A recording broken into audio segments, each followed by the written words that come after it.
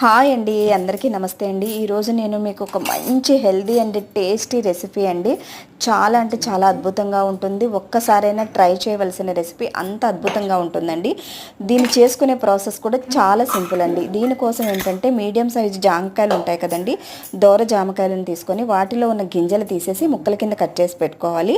అలానే ఒక medium size కొబ్బరికాయ కూడా పచ్చి ముక్కల కింద కట్ చేసుకొని వాటిని కూడా పక్కన పెట్టుకొని దానికి సరిపడా పచ్చిమిర్చి, అలానే పచ్చి మామిడికాయ తురుము, వీటన్నిటిని కూడా తీసుకొని కొంచెం సాల్ట్ వేసి మిక్సీలోకి కొంచెం బరకగా, అంటే మరీ మెత్తగా కాకుండా కొంచెం బరకగా గ్రైండ్ చేసుకోవాలండి. మరీ మెత్తగా ఉంటే అంత బాగోదు.